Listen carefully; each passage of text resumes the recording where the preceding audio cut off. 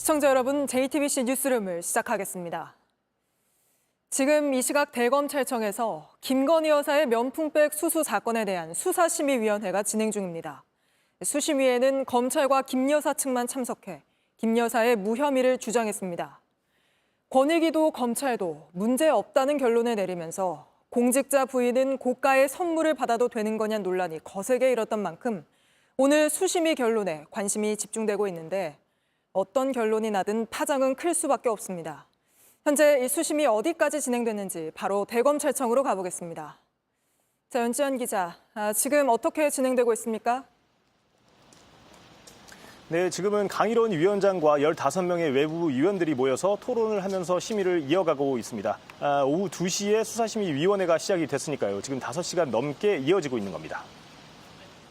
그러면 검찰과 김건희 여사 쪽은 모두 의견을 밝히고 돌아간 상태인가요?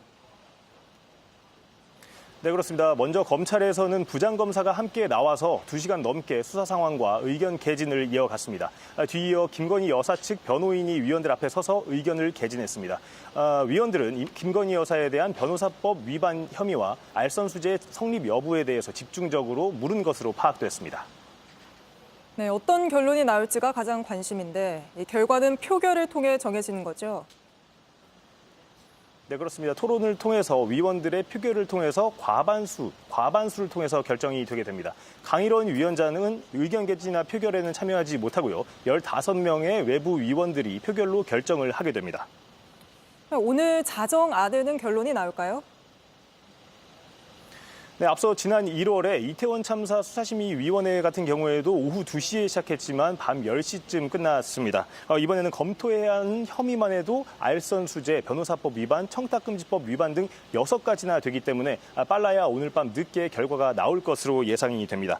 직권으로 수사심의위원회를 소집한 이원석 검찰총장이 방금 전에 입장을 밝혔는데요. 직접 들어보겠습니다. 위원회 결과를 차분하게 지켜봐 주시면 감사하겠습니다. 네, 그 표결이 끝나고 나면 그 결론은 바로 외부에 공개가 됩니까? 네, 공개를 할지 비공개로 할지도 모두 수사심의위원회가 결정을 하게 됩니다. 앞서 이태원 참사 수사심의위원회 같은 경우에는 표결 결과 내용도 모두 공개를 했습니다. 이번 사건도 국민적인 관심이 쏠리고 있는 만큼 결과를 공개할 것이다, 이런 예측이 나오고 있습니다.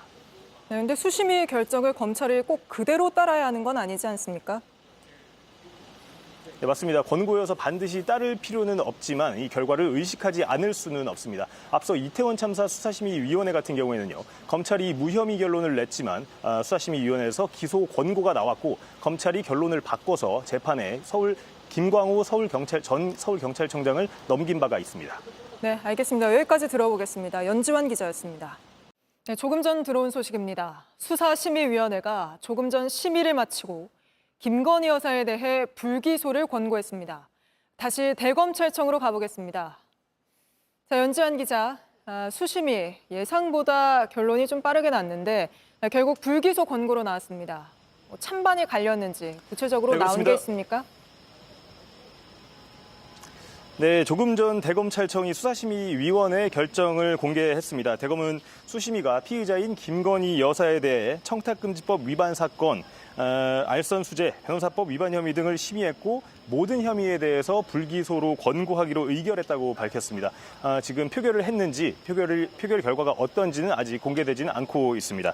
대검은 또 명품백을 건넨 최재형 목사가 제출한 이 의견서도 검토하기로 했고 이 종합적으로 심의한 결과를 내놓은 것이라고 설명을 했습니다. 오후 2시부터 5시간 넘게 심의가 진행됐는데요. 다만 대검은 불기소 권고 결정이 표결을 거쳤는지 등 공개하지 않았습니다. 앞서 위원들은 검찰과 김건희 여사 변호인에게 김 여사의 무혐의를 주장하는 의견을 들었습니다. 명품백을 건넨 최재형 목사는 참석하지 못했고 이 의견서만 냈는데 이 의견서만 검토된 겁니다. 그래서 반쪽짜리 수심이다, 이런 지적도 나왔었습니다. 검찰도 이미 김 여사에게 무혐의 판단을 했기 때문에 다음 주쯤에 이대로 불기소 처분을 하고 사건을 마무리하는 수순으로 갈 것으로 보입니다.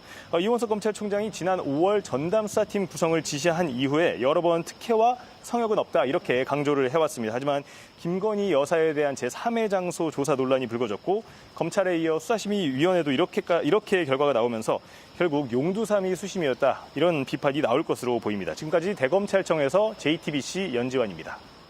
계속해서 응급실 상황 알아보겠습니다. 정부가 위험 응급실에 군의관 15명을 우선 배치했다고 했는데 저희가 확인해 보니 오늘 오후 기준 응급실에서 일하는 군의관은 단 한 명도 없는 걸로 나타났습니다. 아예 병원을 떠나 돌아간 군의관도 절반이 넘는 걸로 파악됐습니다. 황예린 기자입니다. 정부가 응급실 운영이 어려운 병원 5곳에 배치한 군의관은 총 15명. 하지만 15명 모두 응급실에서 일하지 않는 걸로 나타났습니다. 응급의학과 전문의 8명도 응급실 근무가 어렵다는 상황입니다. 일부는 기존 근무지로 복귀했고 일부는 상대적으로 부담이 적은 곳에서 일할 것을 요구하는 상황입니다. 보건복지부는 당황스럽다는 입장입니다. 파견 군의관은 응급실 당직 시 혼자가 아닌 2인 1조로만 일할 수 있게 방침을 마련했다는 겁니다. 하지만 의료계에선 이들이 임상 경험이 많지 않고 의료 소송의 부담을 갖고 있었다는 목소리가 나옵니다.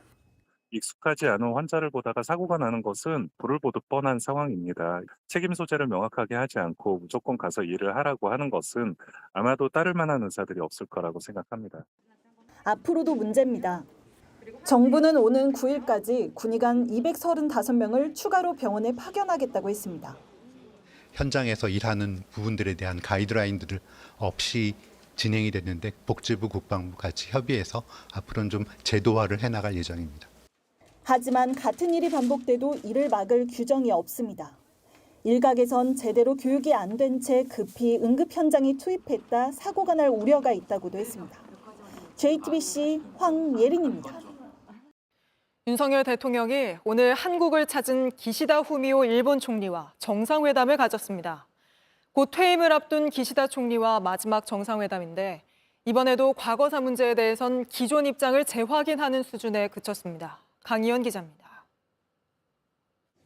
용산 대통령실에서 열린 한일 정상회담은 1시간 40여 분간 진행됐습니다. 이달 말 퇴임하는 기시다 총리와 12번째이자 마지막 회담입니다.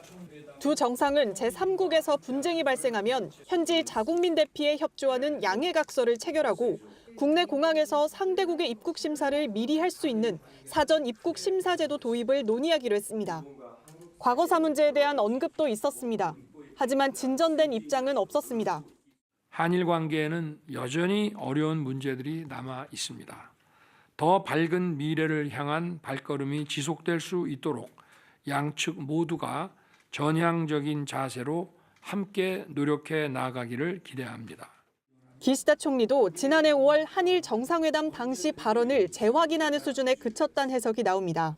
ここソウルで私自身当時厳しい環境の下で多数の人々が大変苦しいそして悲しい思いをされたことに心が痛む思いですと申し上げました。当時厳しい環境の下で多数の方々が大変苦しいそして悲しい思いをされたことに心が痛む思いです。 이날 회담에선 일본이 조선인 강제노동 동원지인 사도광산을 세계문화유산에 등재한 것과 관련한 언급은 없었습니다.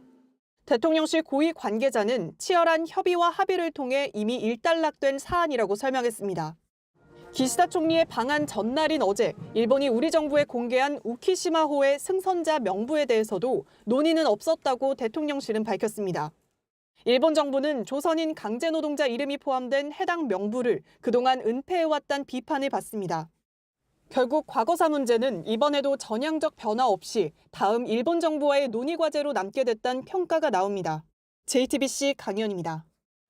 영화로도 만들어졌던 홈리스 월드컵이 2주 뒤 서울에서 열리는데 참가국 상당수가 아직까지 비자를 받지 못한 탓에 대회를 제대로 치를 수 있을지 우려가 나오고 있습니다.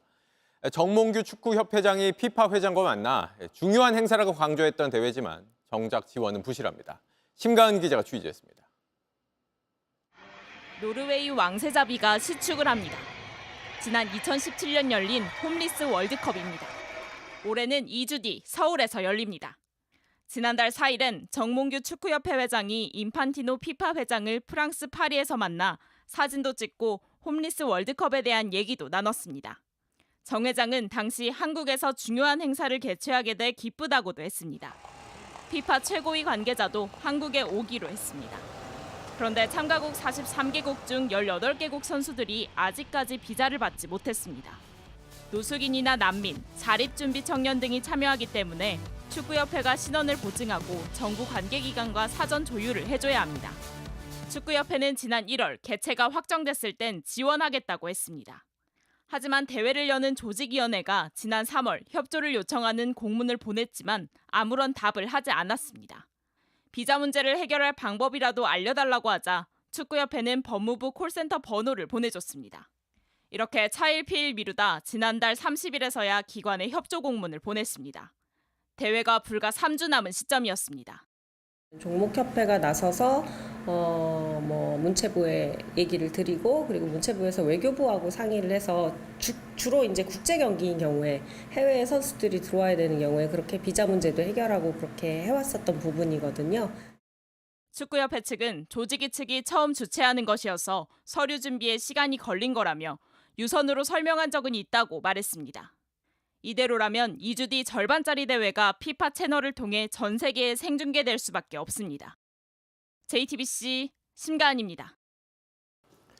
JTBC 뉴스를 시청해 주신 여러분 고맙습니다. 저희는 저녁 6시 50분 뉴스룸에서 뵙겠습니다.